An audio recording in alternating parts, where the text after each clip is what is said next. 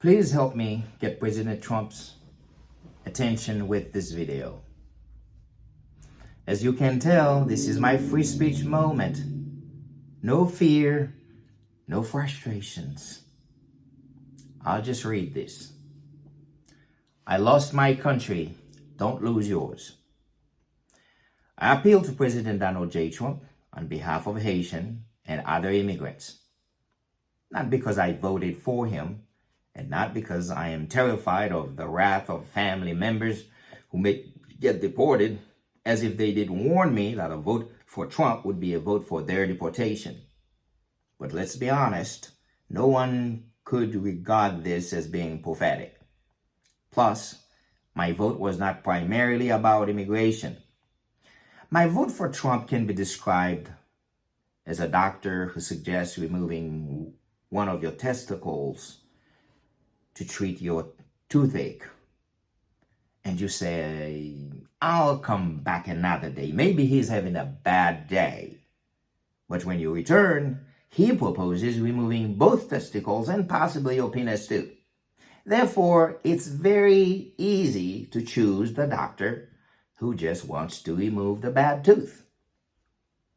This is the kind of nightmare America, and frankly, the entire world has been facing with the left. It's a game of who can come up with the worst possible idea that can get us to the bottom the quickest, as if we haven't already reached the bottom. The West, through solid conservative principles, has built an enormous amount of wealth over the decades. And instead of trying to increase or at least maintain it and use some of it for sincere generosity to the world, they have been wasting it to prop up nonsense and justify craziness. Sadly, poor countries like Haiti quickly suffocate under the weight of those glorious leftist insanities. The cash to the West is like oxygen. It helps us breathe, giving us the impression that we are still on the surface.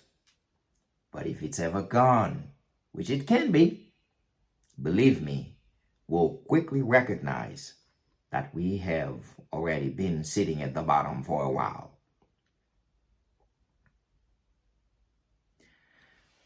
When people experience extreme turmoil, they take extreme measures. No one walks from South America to the US-Mexican border for fun. The immigration nightmare has been created by the left. First, by the incompetence of Democrats in the US and generally of the left in all Western nations. Two, by the unbridled dissemination of left ideologies in third world countries, turning them into uninhabitable inferno, which forces the citizens to migrate. And who is the immigrants' advocate? The left, of course. It's like the lead detective in a serial killer case is actually the serial killer. President Trump didn't create the immigration problem. He's the guy trying to fix it. I refuse to join those accusing him of acting mean and wrong. That's a moot point. He's the elected American president making decisions he believes to be in the best interest of America. Therefore, Mr. President, my position is simply to suggest you look at the issue from a different angle. I am not proposing the definitive solution. I am rather proposing a solution that will minimize disruption for my immigrant people and ultimately be beneficial for America.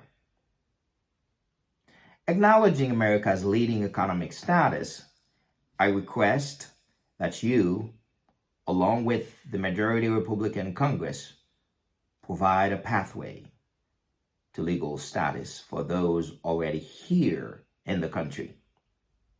Many immigrants entered the U.S. illegally, but a Haitian proverb states, necessity leads to action. Unfortunately, locally transformative actions in countries like Haiti have been severely impeded by the incessant preaching from the Marxist Bible. Mr. President, many people consider you to be the smartest president of our generation, pragmatic, sincere, and courageous, both in your analysis and decisions. Many immigrants entered this country with the desire to improve their lives and contribute positively to society. In other words, to help make America great again. Therefore, deported, I hope, will only be those with an antagonistic mindset. Amnesty the immigrants would also teach a biblical level lesson to Democrats. For those you try to exploit to defeat me in an election, I do the selfless right thing. And let's be honest, people have been waking up, separating the wheat from the chaff. Many Haitians and others from varied minority groups voted for you, Mr. President.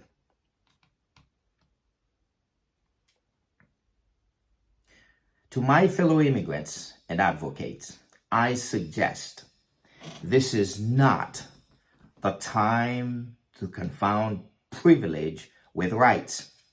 Let's not alienate America's remarkable, compassionate nature with pathological calls for rights and justice. As with any sovereign nation, the United States reserves the right to determine its policies regarding foreign nationals within its borders, irrespective of potential outcomes. I am not asking that we immigrants underestimate our contribution or carry a gratitude stamp on our forehead, but understanding one's leverage and negotiating any symbiotic partnership is vital. The left self-serving handling of immigration in the U.S. and elsewhere has created a pointless but potent animosity, inventing new foes and pitting unlikely groups against each other.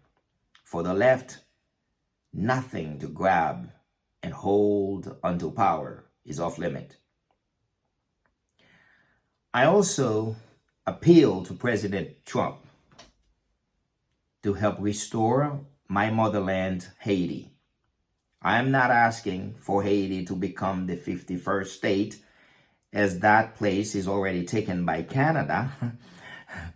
Please consider Haiti's longtime friendship with America, Mr. President. U.S. presidents after U.S. presidents, things never improve for Haiti. I believe, Mr. President, you are our best and possibly last chance. I urge my fellow Haitians to collectively seek President Trump's assistance for Haiti. If we miss this opportunity, and God forbid, America elects another leftist, agenda-driven president, Haiti is screwed forever. The leftist agenda has influenced Haiti for decades, and its outcomes are self-evident.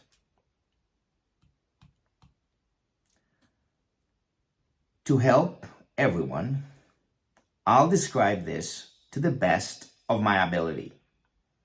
Trigger warning, it will be a heretical defiance to the leftist cult, because it won't be the usual colonialism narrative, meaning this video faces high risk of being suppressed by YouTube.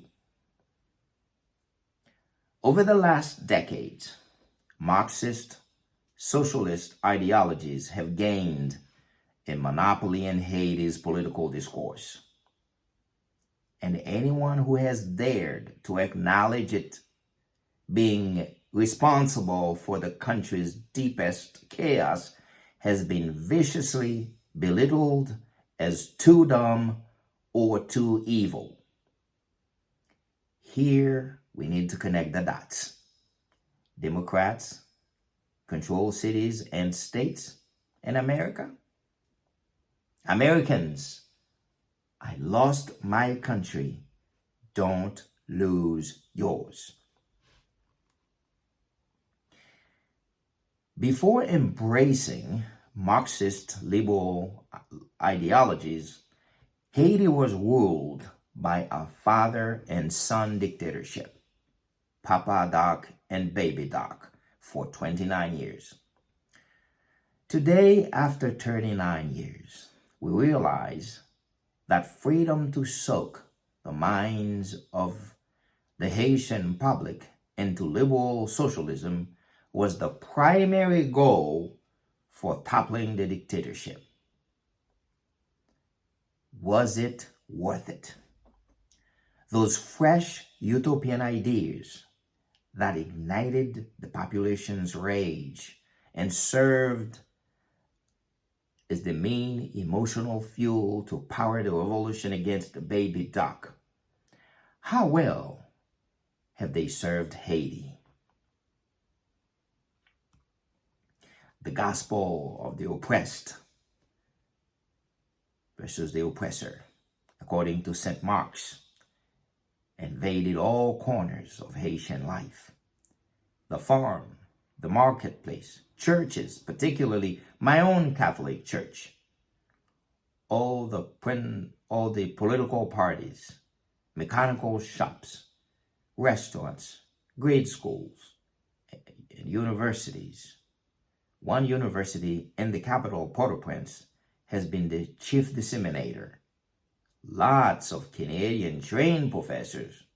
No need to connect the dots here. This is not about Canada. Neither do we need to connect the dots with that little liberation theology book my brother and I used to read, which was written by the clergy of some Catholic church of those Central American countries that have also been plagued by gang problems and whose citizens have been numerous at the U.S.-Mexican border. The lazy and greedy rich exploiting the hardworking and generous poor. The malicious and devious educated manipulating the naive and honest uneducated. The powerful and evil ruler oppressing the gentle and honorable masses for decades. Business owners providing soap, oil, fabric, farming, and household tools were casually referred to as crooks. Slogans like the strong sucking the weak or the smart feeding at the expense of the dumb flourished in Haitian folklore. This is not a denial of the existence of seriously unfair practices. After all, it was a dictatorship. The dictator was gone, but as predictable as it would have been today, the leftist utopian prophecies tales spun into a hellish turmoil marked by assassinations and short-lived political reigns. However, within a few years, we started to stabilize into a so-called democracy. But with the Marxist preachers at the helm, activism rather than competence was increasingly demanded at our governmental altars. And as you could imagine, those new governments were notably more corrupt than the dictatorship. Politicians were embezzling more money in a single 4-year term than Papa and Baby Doc embezzled in 29 years combined. But the worsening violence remained the most irrefutable degradation of our society. The tradition of limiting positions of power to mature, family-oriented, respected men in the community quickly became a symbol of oppression and an enemy to democracy. And now the young, scary guy who stole your father's cow, the guy rumored to be responsible for the disappearance of the most innocent, beautiful girl in the neighborhood, is supposedly elected to the legislature. Thieving and all kinds of felonies, crimes only a decade or two before, brought extreme shame to the perpetrators and even to their families, were now becoming sanctified through political activism. Only 4 decades ago, if you mentioned the word kidnapping among ordinary Haitians, they wouldn't have a clue what it meant. If a woman was raped, someone was murdered, such acts were taken extremely seriously, and the perpetrators were sure to be caught and held accountable. Haiti was a touristic destination and known as one of the safest nations on earth. In contrast, recently, the ever-emboldened Haitian gang members fired at several U.S. commercial passenger planes. News we used to hear and felt so terrible for those countries. Women, children are being kidnapped, abused, and raped. Those aren't people from the bourgeoisie. They are the same people whose deprived conditions served as justification for leftist politicians' rise to power. Power to protect the masses, women, to raise them out of poverty. But now, their daughter is kidnapped, and they must sell the little home, the only thing they have, to show for their entire life working on a sweltering factory floor in Port-au-Prince at a minimum wage that was constantly decried as being unfair by those same leftists. And despite paying the ransom, the daughter still gets raped, killed, and disposed of on a pile of trash. Here's the danger in sowing the Marxist seeds, even by those with the best of intentions. They never yield the intended crops. Often they produce the exact opposite. The crooked politician who himself came out of poverty rationalizes that he isn't the first guy to exploit the poor. He has been taught his entire life that the ruling class exploits the poor. Therefore, it's simply his turn to do the same. The kidnapper isn't doing anything new. He's been taught that those in the business class made all their fortune by being crooks. And as far as torturing, raping, kicking people out of their homes, well, the stronger classes have always tortured and preyed upon the weaker ones. It isn't a coincidence that if you interview a Haitian kidnapper, he'll justify his criminality by echoing some shade of Bernie Sanders and AOC's socialist views, relative to his education level. No disrespect to Bernie and AOC. I'm not comparing their moral characters to those of Haitian kidnappers. I'm simply highlighting the misguided nature of their ideologies, of which the kidnappers are frankly victims too. Today, inoculated by those views, kidnappers foster genuine political ambitions. The scary part is highly probable they achieve their goal of getting elected. In any mildly sane society, even criminals would select people of a moral character superior to theirs to represent them.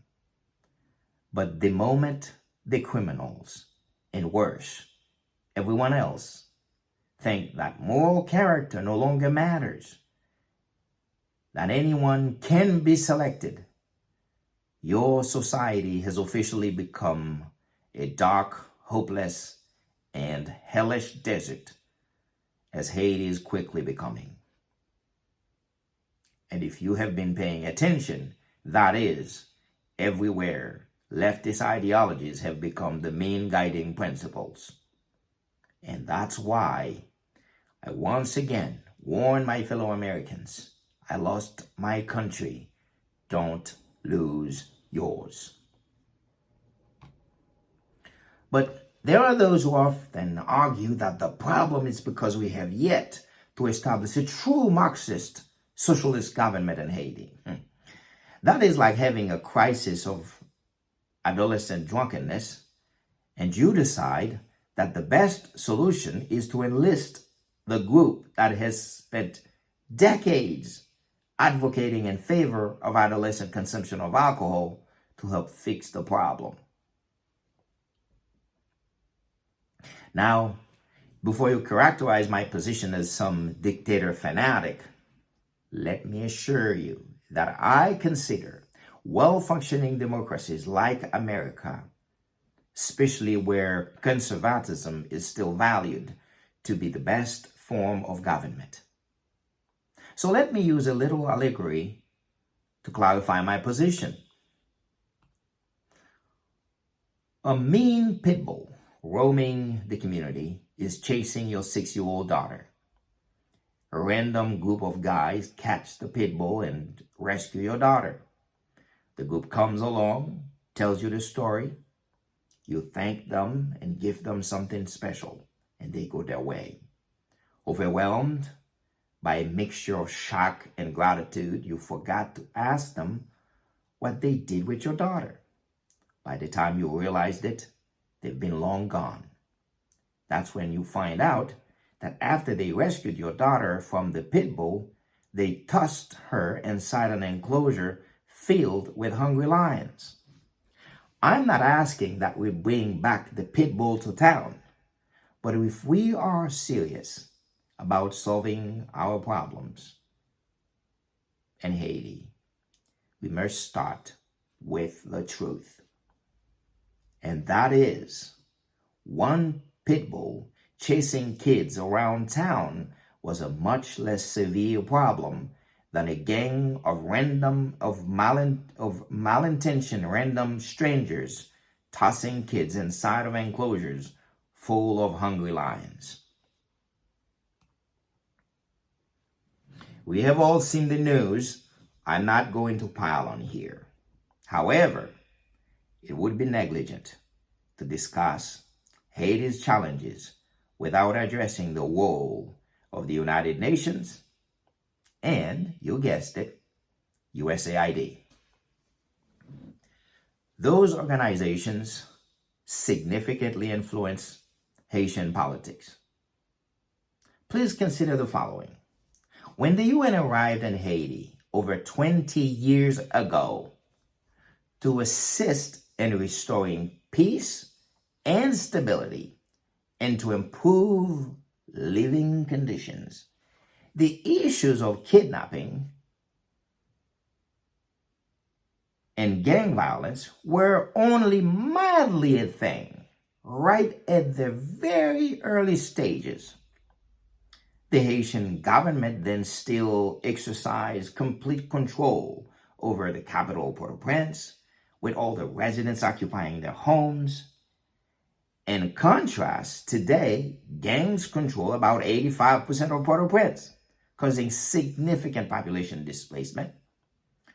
Those who have remained do so because they have no other way to go, and they are living under the constant, intimidating, and disorderly control of gang leadership. Imagine you were an investor who purchased Haiti, and the UN and USAID were two companies you retained to make it safer, more prosperous, and more habitable. And you provided them with millions, if not billions of dollars, strong military support, and decades to achieve their goals. Today, shouldn't someone with their authority require them to explain their work in Haiti? To the UN, why is Haiti now 10 times more unsafe than when you arrived? Why are gangs close to seizing control of government? Why have people been kicked out of their homes and terrified to walk the streets? Why are children being kidnapped and massacred?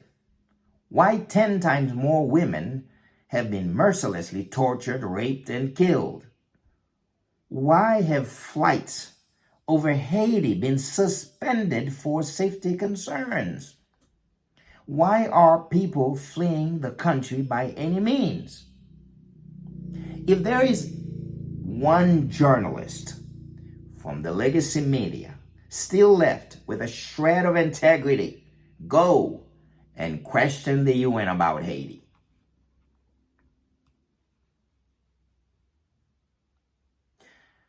President Trump, you appear to have a genuine desire for a stable world. You're rooting for humanity. It's even apparent in your own children. Raising 5 great kids is very telling.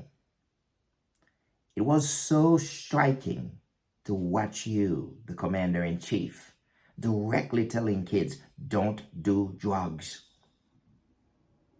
Let me tell you, horrible things are happening to our kids and women in Haiti.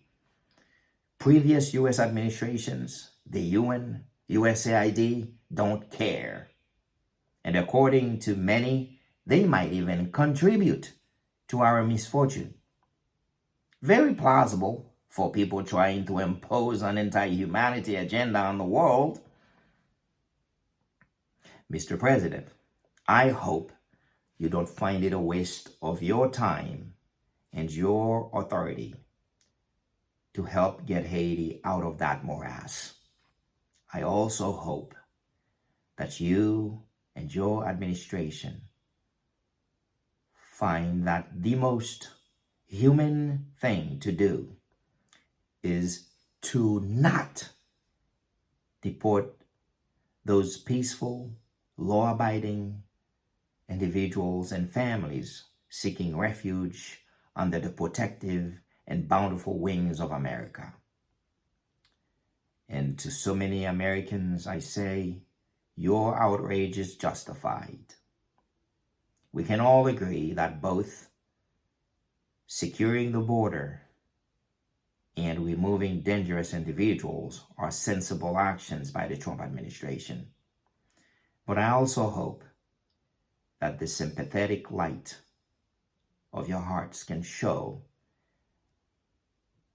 that feeding traumatized women, children, and others already here in this country back to terrifying gangs and kidnappers is one of the most nightmarish thoughts for so many.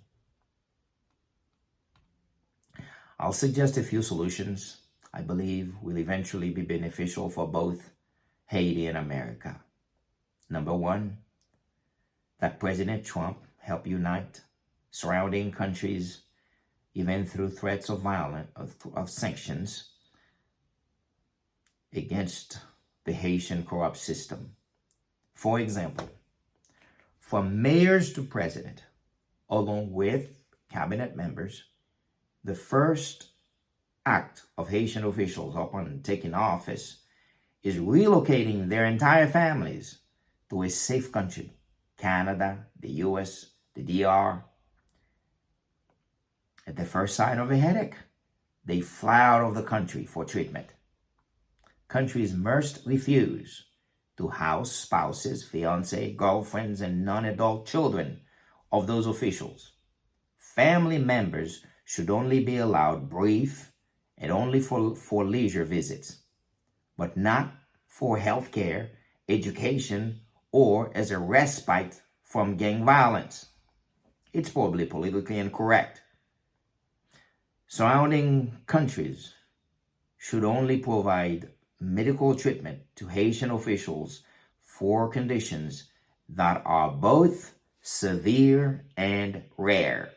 Number 2, travel access for Haitian officials should be brief and allowed only for official duties.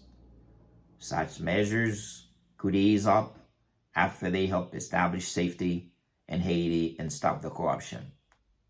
Number 3, provide help to Haiti only in infrastructures, hospitals, electrical installations, roads. Retain firms from non-corrupt countries. Do not, I'll say it again, do not give cash to the Haitian government. Probably politically incorrect again. The politically correct philosophy is Haitian elected officials should manage Haiti's affairs. Do we really have elections in Haiti? That's a subject for another time. Number 4, I believe that both the UN and USAID have the potential to contribute significantly to global well-being, but they must cease to be subverting and corrupting tools at the hands of the left. That's why, once done with USAID, I hope President Trump turns his attention to the UN and forces changes inside of it too, because they are two heads of the same snake. Clearly, President Trump, I cannot dictate how you fulfill your mandate from the American people who just handed you a landslide victory over Kamala Harris. You clearly know what you're doing. No wonder you have such a global appeal. The plight of the immigrants is heart-wrenching, Mr. President. And despite many corrupt leftist politicians trying to muddy the waters, most immigrants sincerely want to do good by America. And please investigate Haiti's situation. My description of it is not comprehensive. Despite our strong and loyal friendship with the U.S., our country has long suffered. We anticipate that your presidency will finally demonstrate the significant benefits of fostering a strong relationship with the world's most powerful and wealthiest nation. Like they say, it's good to have friends in high places. And to finish, let me once again express my gratitude to America for electing President Trump. Beware, Democrats have learned nothing. They still don't believe their views or policies were wrong. They aren't doing any soul searching. They aren't in rehab or receiving any counseling or therapy. They're just plotting, manipulating, hoping, and praying that the new guy would slip up, would piss off America so badly that she'll take them back. The same old them with no change. And they can go right back to abusing her, to continue and double down on doing the same crap they've been doing. So Americans, once again, I already lost Haiti. Please, let's not lose America. Thank you.